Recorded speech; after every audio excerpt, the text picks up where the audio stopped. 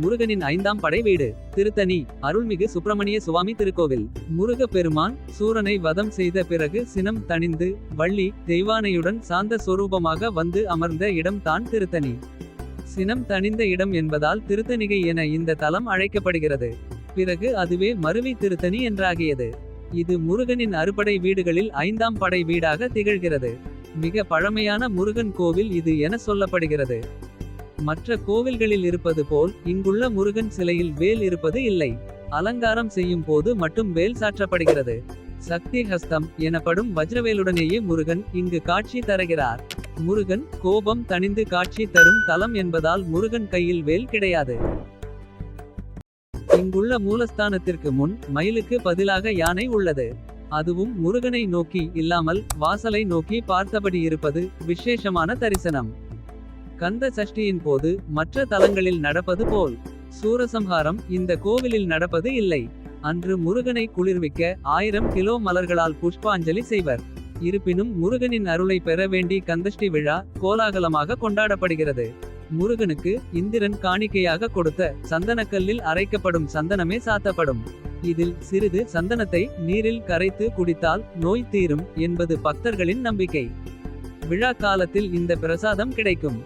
நீங்கள் பிறந்த கிழமையின் நாள் பயன் பெருக செய்ய வேண்டியவை.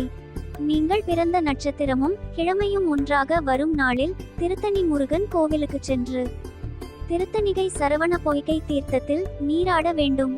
தீர்த்தத்தில் நீராடுவதால் தங்களது உடல் உபாதைகள் மற்றும் தங்கள் பாவங்கள் களையப்படுவதாக ஐதீகம். சரவண பொய்கையில் நீராடிய பின்பு வருடத்தின் நாட்களை குறிக்கும் வகையில் 365 படிகள் கொண்டதாக இக்கோவில் படிக்கட்டுகள் அமைந்துள்ளது.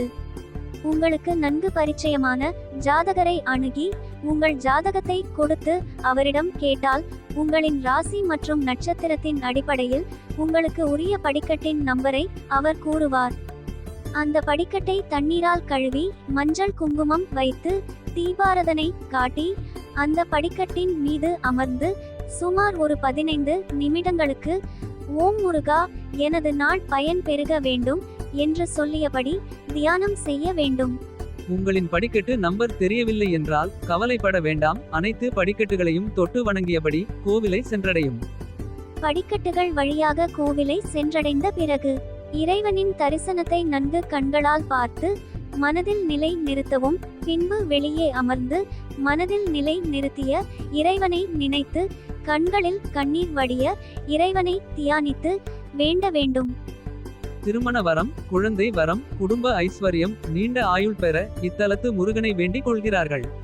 இத்தல முருகனை வணங்கினால் எப்படிப்பட்ட குழப்பங்களும் கோபமும் விலகிவிடும் என்பது பக்தர்களின் நம்பிக்கை.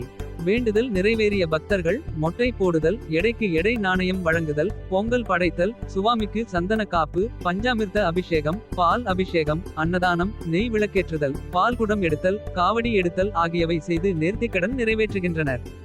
மலை மீதுள்ள கோயிலுக்கு சென்று வர திருத்தணி பேருந்து நிலையத்திலிருந்து பஸ் வசதியும் உள்ளது. மீண்டும் சந்திப்போம். நன்றி, வணக்கம்.